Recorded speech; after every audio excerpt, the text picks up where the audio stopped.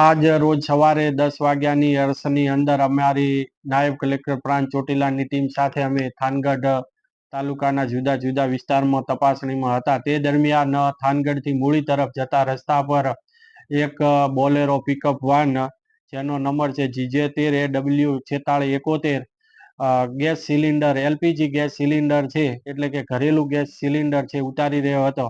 તેને ધ્યાને રાખીને તેની પૂછપરછ કરતા ત્યાંથી એક ગોડાઉન મળી આવેલ હતું અને આ જે LPG ગેસનું જે ગોડાઉન છે જેને ચલાવે છે વોરા ધ્રુવીનભાઈ વિરેન્દ્રભાઈ કે જેઓની પાસે પેસો એટલે કે પેટ્રોલિયમ એક્સપ્લોઝિવ સેફ્ટી ઓર્ગેનાઇઝેશન નું જે સ્ટોરેજ અંગેનું લાયસન્સ માંગતા તેઓની પાસેથી આવું કોઈ પણ પ્રકારનું સ્ટોરેજ સંગ્રહનું પરવાનો મળી આવેલ નથી.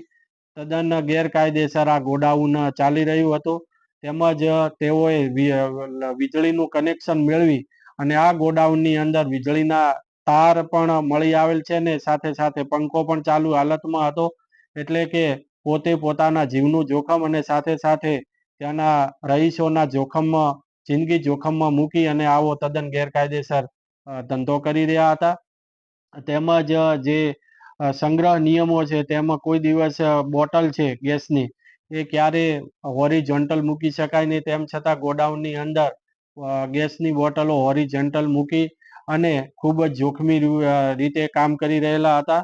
અને આ તમામ બાબતોને ધ્યાનમાં રાખી ગેસ સિલિન્ડર રૂલ્સ 2016 તેમજ LPG કંટ્રોલ 2002 તેમજ એક્સપ્લોઝિવ રૂલ્સ 2008ની જુદી જુદી કંડિકાઓને જોગવાઈઓનો ભંગ કરેલ હોય ભરેલા ગેસ સિલિન્ડર 36 ખાલી ગેસના બોટલ 78 એમ મળી તેમજ પિકઅપ વાન એમ મળી કુલ 6,63,822 રૂપિયાનો જથ્થો જપ્ત સીઝ કરી અને સાથે સાથે ગોડાઉનને સીલ મારી અને આગળની કાયદેસરની કાર્યવાહી ધ્રુવીન વિરેન્દ્રભાઈ વોરા રહે થાનગઢ નાઓની સામે કરવામાં આવેલ છે.